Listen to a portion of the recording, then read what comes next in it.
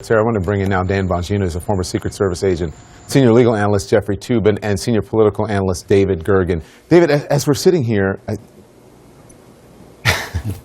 do they think Americans are crazy? Do they think people are crazy that we didn't hear Donald Trump say what he said? He completely got the quote wrong, Rudy Giuliani. That's not what Donald Trump said. He's telling a crowd full of people a lie. That's not what Donald Trump said. Donald Trump said something completely different than what Rudy Giuliani said.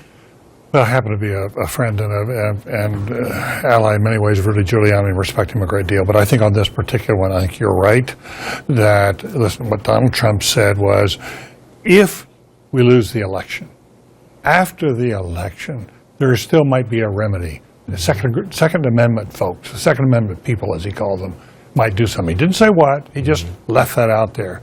Now, there has been, for a long time, Don, as you well know, a conversation among gun supporters, Second Amendment people, that Americans ought to have the right to bear arms in case we have a tyrannical government, and then they can rise up against that government. That's been a fundamental argument. So Rand Paul calls it, this Plan B.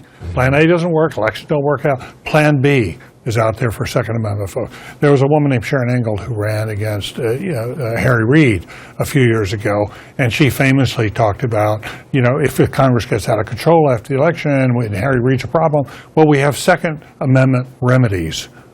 And everybody interpreted that as, that's an uprising, that's intended for use of violence. And so when Donald Trump goes there, he's drawing upon, and he's been doing a dog whistle to that whole sensibility that's been out there for a long time among, strong Second Amendment supporters, that one day you may have to have violence against your own government. Okay, but again, that today was not a dog whistle. It was quite plain, quite obvious what Donald Trump said and what he meant, and people come on and they're trying to spin it into something else. It's just, I have been sitting watching this all day saying, do these people believe what's coming out of their mouths? Let's play it again. Hillary wants to essentially abolish the Second Amendment. By the way, and if she gets to pick her judges, nothing you can do, folks. Although the Second Amendment people, maybe there is, I don't know. But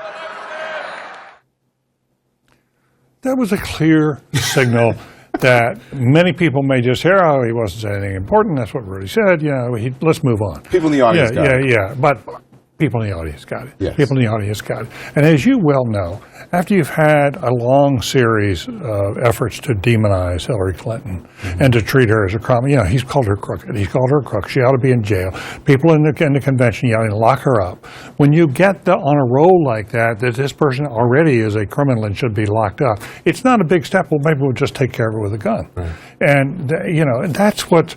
That's why the language and the words are so important, especially if you're running for leader of the free world. And you're old enough to remember, maybe your child at that time, the 60s, with the assassinations of the 60s.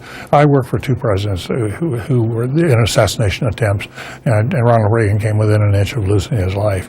I can just tell you that within politics, there's an unwritten rule. It's absolutely verboten to go anywhere close to suggesting violence against a federal official. In fact, if you openly threaten violence is against the law, you violate the law.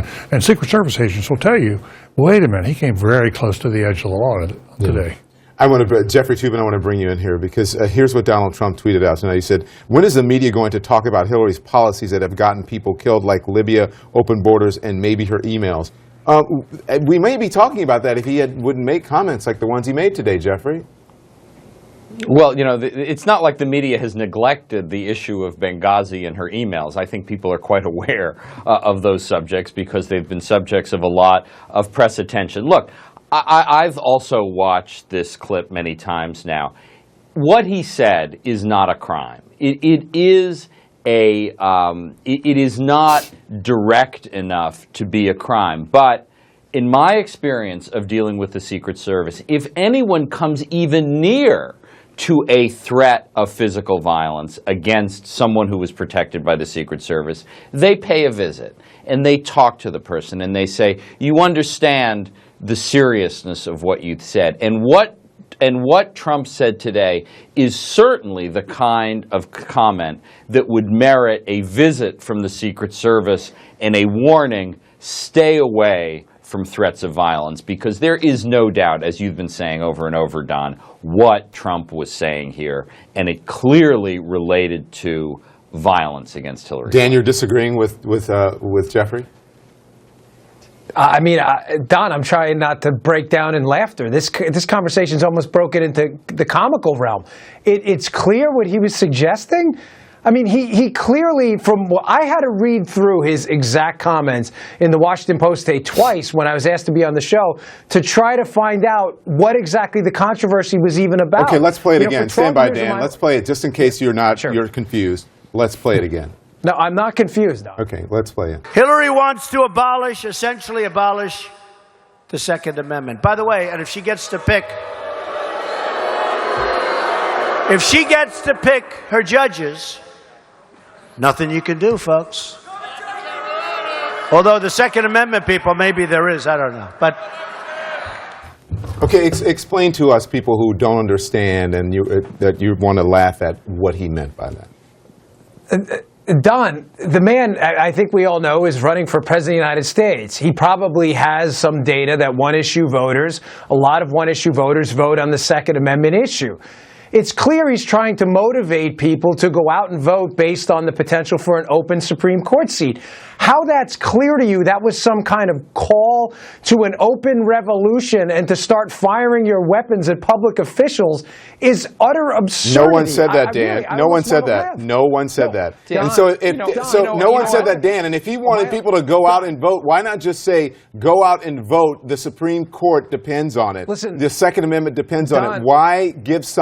Why say something like that if that's not what he meant? As someone who's running for leader of the free world, shouldn't he be as clear in his words as possible? Go ahead.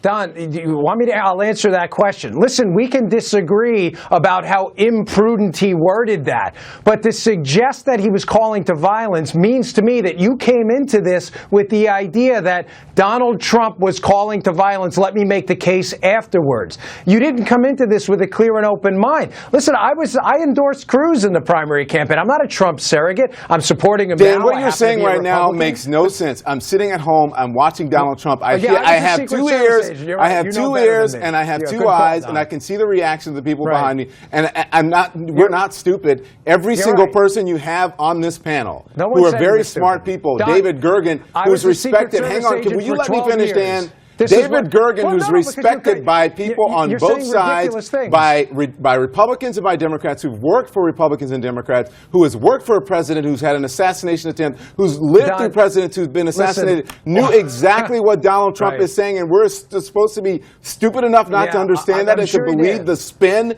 coming from the surrogates and for people like you. You should be ashamed of yourself. It doesn't make it, Don, frankly, I'm ashamed that you're talking to me as if I'm a child when 12 years of my life I you're was a treating me as a child because you're my telling me what I'm supposed to hear. And you're sitting here on television lying to the American people. You don't know crap about this, Don. You're a TV guy. I was a Secret Service agent. Now cut off my mic. Do what you want. I'm not going to cut off your mic. Listen, I'm going to tell you that you're sitting here and you're lying to the American people. You're lying to the American people, and you know that you're lying to the American people. I'm lying. Dan Bodger. Right. I read these comments and a couple of people read them. Don, can we just nonsense. Can we go back to Jeffrey Toobin, please, Don, and his point about that ordinarily in this situation, a Secret Service agent would visit the campaign and talk to the candidate and warn him about the rhetoric like this. Jeffrey, can you jump in here and help us understand that and let Don respond to that question of practices? Obviously, Dan worked for the Secret Service, and I respect that. I worked with the Secret Service when I was an assistant U.S. attorney, when I was an advanced person working for a presidential candidate in 1980. I mean, I certainly have less experience than Dan did, but I know how seriously the FBI, the Secret Service takes these issues, and they don't wait around to parse very carefully. Is it a threat? Is it not a threat? What does it really mean? They are aggressive about these issues, and they reach out, and they don't arrest people necessarily. And there is no grounds, and let me be clear about this, there are no grounds to arrest Donald Trump for what he said. But it is close enough to the edge of a threat. And Dan, I just think you're way off base about this. I think any serious person who listens to this recognizes that this is close to a threat, and it's the kind of thing where the Secret Service says, "Hey, pal, take it easy." It's one of those things where everybody else is crazy, but the person who is wrong. But Dan, you're running for office in Florida. You're running for Congress. Yes. So do you support this kind of language, this kind of rhetoric coming from Donald Trump as someone who's running for elected office? Don, what kind of language? Trying to motivate Just Second answer Amendment the question. voters Do you support what to go Donald out to Trump the said polls? today?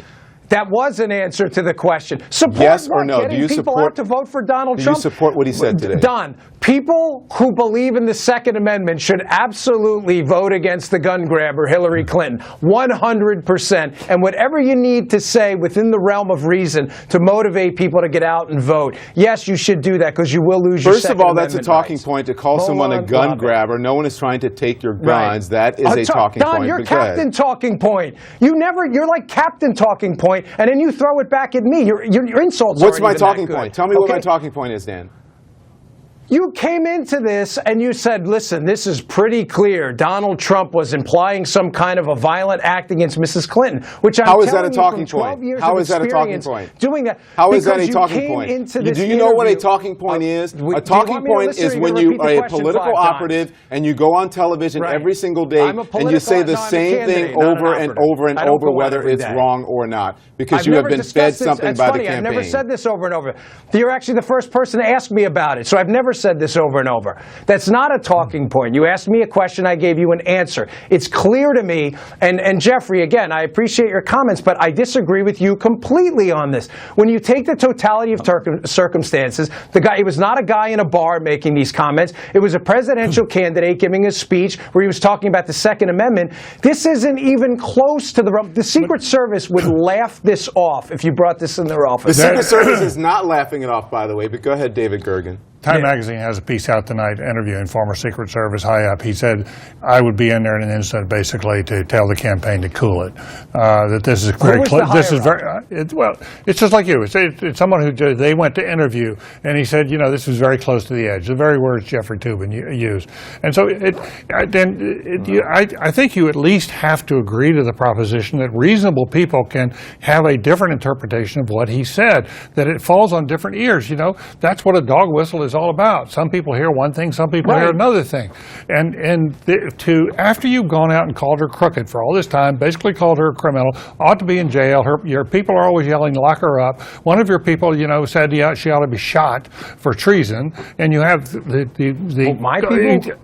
No, that's one of Trump's people. One of his top supporters says she ought to be shot for treason. When you have that David, kind of rhetoric of obviously violence, yeah. wait a second. When you have a rhetoric of criminality and violence, and then Donald Trump drops these words into the middle of it, don't you think that some people could reasonably conclude from that, wait a minute, that really sounds like a sort of a subtle call to violence in the event that she wins? No, because David, don't you understand listen, that some people? And by the way, Dan, there's a Secret Service official Twitter account that says the Secret Service is aware of the comments made earlier this afternoon, and as you said, laughing it off. They're not laughing it off. They're not laughing. That's exactly right.